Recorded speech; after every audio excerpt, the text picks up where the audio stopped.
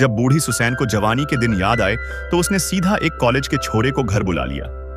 अब सोचो, एक तरफ अम्मा जी जिनकी चाय तक गुनगुनी नहीं रहती, और दूसरी तरफ निक जो आज तक 82 साल की दादी से लेकर टीनेजर भाभी तक सबका होमवर्क कर चुका है।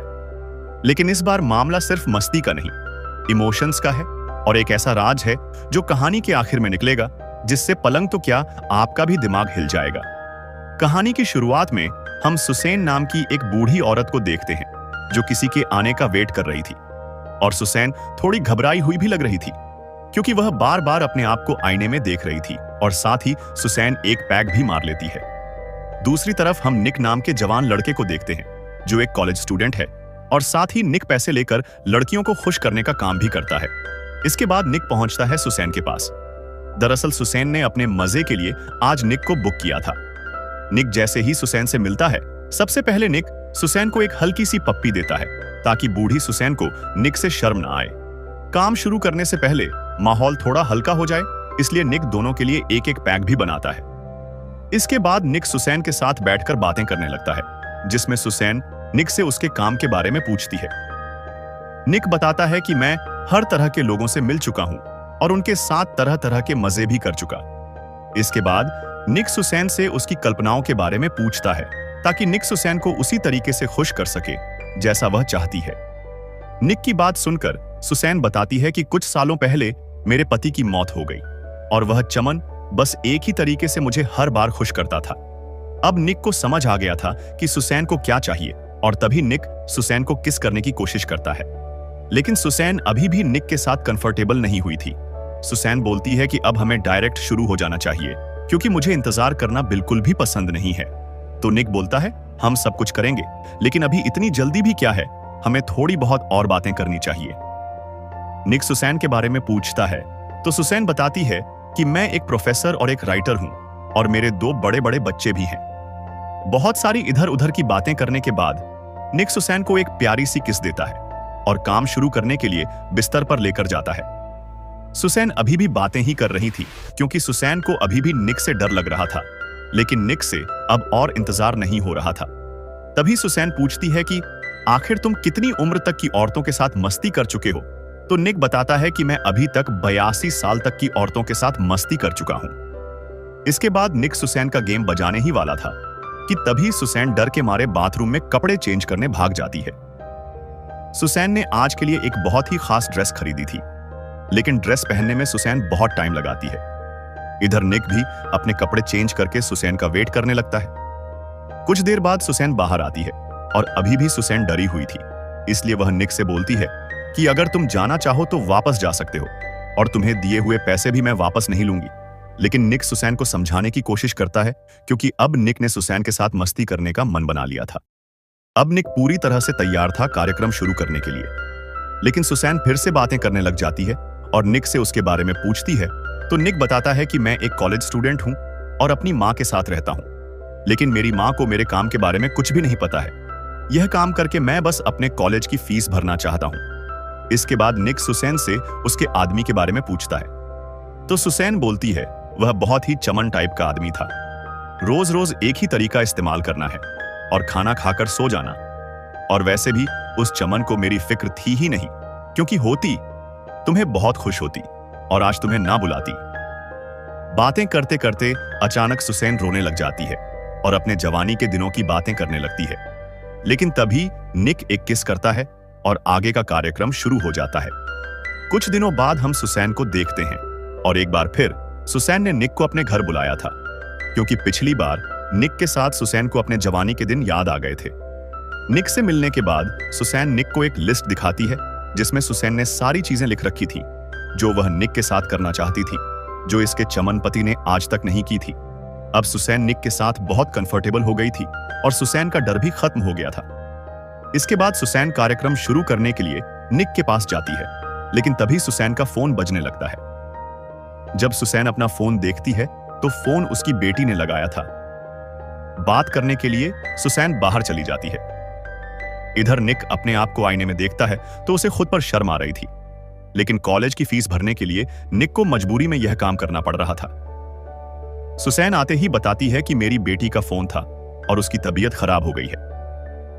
सुसैन निक से बोलती है, अब हमें जल्द ही कार्यक्रम शुरू करना चाहिए। लेकिन सुसैन को उदास देखकर निक ने फोन में कुछ गाने बजाए और सुसैन के साथ डांस करने लगता है। सुसैन पहली बार किसी जवान लड़के के साथ डांस कर रही थी, इसलिए सुसैन को निक के साथ डांस करके बहुत अच्छा लगता है। इसके बाद यह दोनों बैठकर बातें करने लगते हैं और साथ ही निक सुसैन को मसाज भी दे रहा था क्योंकि वह डांस करके थक गई थी। बातें करते करते अचानक से सुसैन निक के हाथ को पकड़ती है और कुछ महसूस करती है। इसके बाद सुसैन जल्दी से निक को अपनी शर्ट उतारने के लिए बोलती है। निक सुसैन की बात मानता है और अपनी शर्ट उतार देता है। सुसैन निक की बॉडी देखकर दंग रह जाती है क्योंकि सुसैन ने ऐसी जवान बॉडी कई साल पहले अपनी जवानी में देखी थी, इसलिए सुसैन निक की बॉडी को टच करके भी देखती है। इसके बाद सुसैन बोलती है कि मुझे मेरा शरीर बिल्कुल भी पसंद नहीं है क्योंकि मेरी जवानी ढल चुकी है और मैं बूढ़ी हो चुकी हूं। निक बोलता है, ऐसा कुछ नहीं है, तुम अभी भी बहुत खूबसूरत हो, तुम बस अपने शरीर से प्यार करो। तभी सुसैन बोलती है, छोड़ो इन सब बातों को, वैसे भी तुम बोर हो रहे होंगे। इसके बाद दोनों एक एक पैग मारते हैं और पैग मारते मारते दोनों बहुत सारी बातें करते हैं। अब सुसैन का डर बिल्कुल खत्म हो गया था, इसलिए वह निक से खुलकर बातें करने लगती है। सुसैन अपनी कल्पनाओं के बारे में बहुत सारी बातें निक को बताती है जो आज तक उसके चमन पति को भी नहीं मालूम थी। अब इतनी खतरनाक और मजेदार बातें करने के बाद सुसैन खुद को रोक नहीं पाई और सुसैन अपने मुंह का कमाल दिखा देती है। बाहर बारिश का माहौल था और अंदर इन दोनों ने अपना कार्यक्रम शुरू कर दिया था। कुछ दिन बीत जाने के बाद सुसैन फिर से निक को अपने घर बुलाती है। निक के आने के बाद दोनों अपने काम पर लग जाते हैं।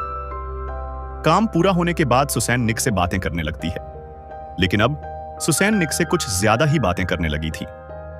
निक समझ चुका था कि सुसैन अब बहुत ज्यादा ही मेरी निजी जिंदगी में दखल देने लगी है। बातें करते करते सुसैन निक से बोलती है कि अब तुम्हें अपनी मां को बता देना चाहिए कि तुम्हारा असली काम क्या है। लेकिन निक ऐसा बिल्कुल भी नहीं चाहता था। तभी सुसैन पूछती है कि आखिर तुम कौन हो और तुम्हारा असली नाम क्या है।